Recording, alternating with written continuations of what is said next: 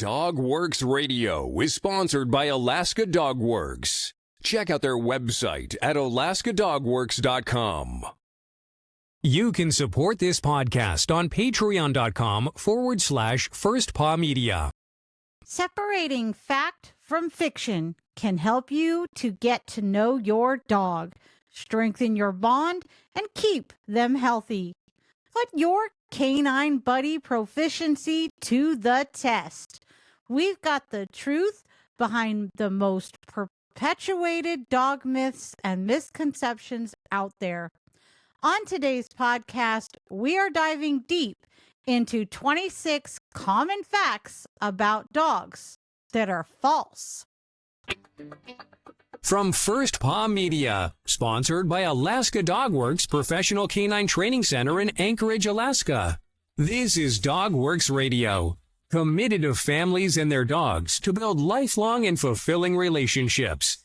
Visit our website at dogworksradio.com. Now, here are your hosts, Robert and Michelle Forto. Hello and welcome to Dog Works Radio. I'm your host, Michelle Forto, and I'm the lead dog trainer of Alaska Dog Works, where we help humans and their dogs have better relationships. Today, we are talking about common myths about our canine buddies. Did you know?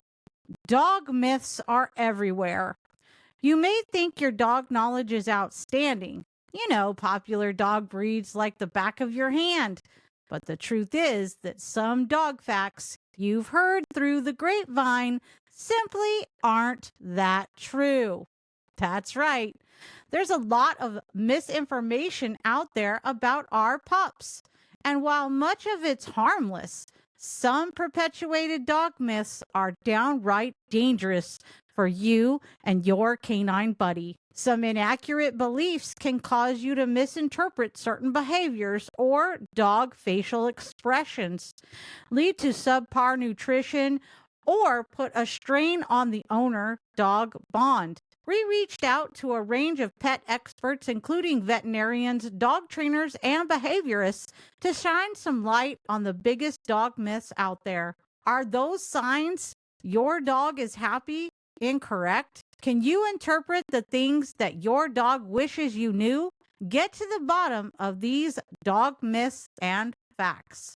My dog knows when they've done something wrong, as they have a guilty look on their face. Well, that would be false. Have you ever come home to find your pet has chewed up your child's favorite cuddly toy or has made a mess on the carpet? The look on their face is not guilt, but you could be forgiven for thinking it is. Owners often mistakenly believe their dog knows they have done wrong, but what you're seeing is an appeasement behavior. Dogs that look guilty are simply responding to an owner's disappointment, upset, or anger. It's their way of diffusing tension in response to feeling worried about the changes in your behavior. It's important to not tell your dog off if you get home to any mess they made while you're out. They will not understand why you're upset, but they'll quickly learn that your return home may start to predict something unpleasant for them. This can trigger appeasement behavior on your arrival. It may also lead to an increase in the behaviors you do not want your dog to do, such as chewing or toileting in the house, as they worry about what might happen when you return home. A female dog feels empty if they do not have a litter. This would be false. This is an old wives' tale.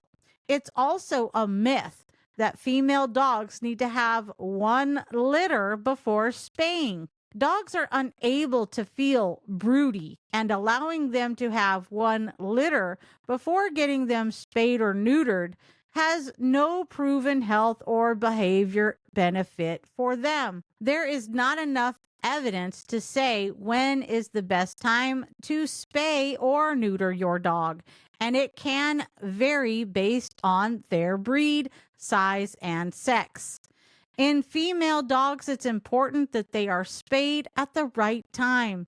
For example, many vets will try to avoid spaying a dog while she's in season or if she's showing signs of false pregnancy in the weeks after a season. Spaying your female dog can prevent some illnesses such as womb infections called pyometra, which can sadly be fatal. It can also prevent false pregnancies, which can cause behavioral problems. It's okay to leave my dog in a car with the windows down on a hot day. False. It's never okay to leave your dog alone in a hot car, even with the windows down.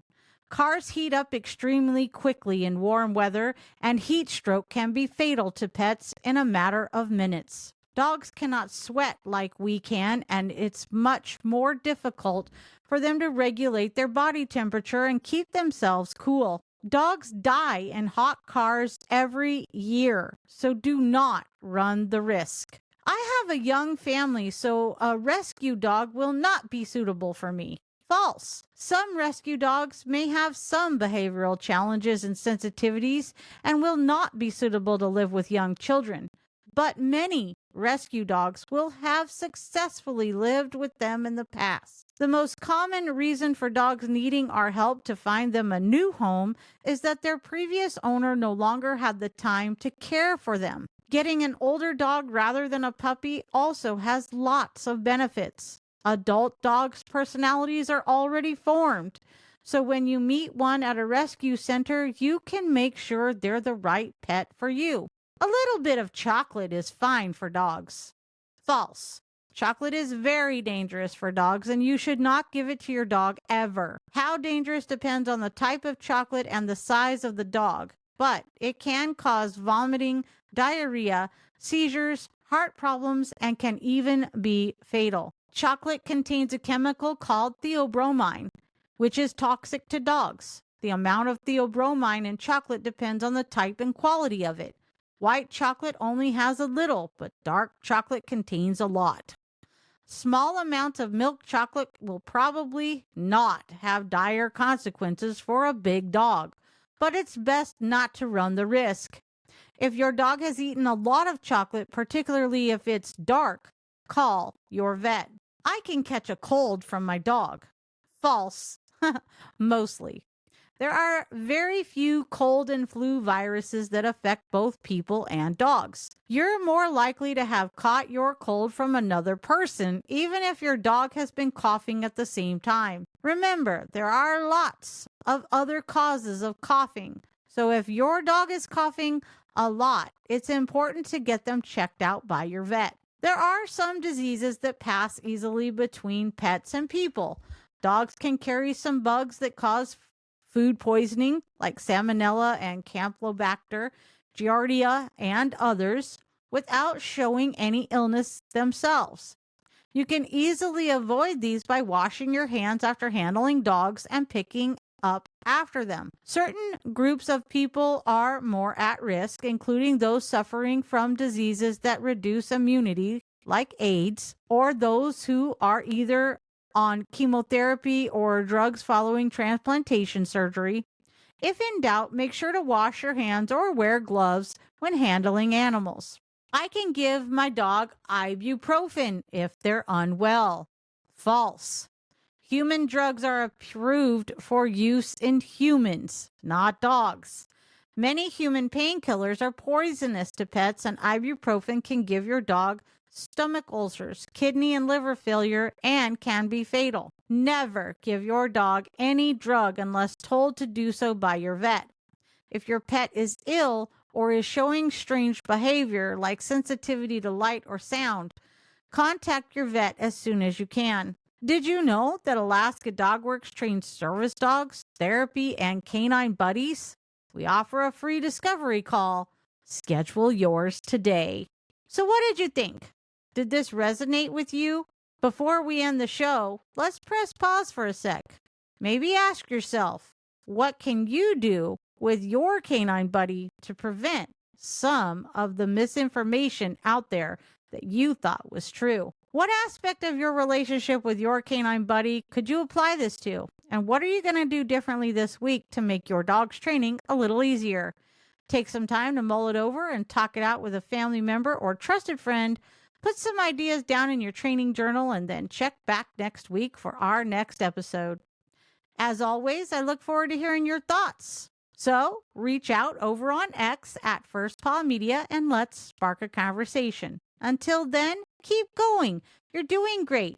It's time to create the relationship with your dog that you've always dreamed of. And thanks for listening to DogWorks Radio. You can find the show notes for this episode and all others at alaskadogworks.com. And if you know someone in your life who needs help with their dog's training, be a hero and share our podcast with them. And we will see you next time. At DogWorks Radio, we're committed to producing high-quality content by a team with expertise and experience in their field in consultation with relevant qualified experts. For this piece on debunking common myths about our canine buddies, Michelle Forto tapped her experience as a longtime dog trainer, podcaster, and a dog owner. We rely on reputable primary sources, including government and professional organizations and academic institutions, as well as our writers' personal experiences where appropriate. We verify all facts and data, back them with credible sourcing, and revisit them over time to ensure they remain accurate and up to date. You can read more about our team, our contributors, and our editorial policies on our website, alaskadogworks.com. From First Paw Media, this is DogWorks Radio. We hope you enjoyed this podcast, and we invite you to subscribe in Apple Podcasts, Spotify, or wherever you get your podcasts. You'll find a link on the episode notes. You can tap or swipe on the episode cover art, and you'll see some offers from our sponsors. You can support our show by supporting them.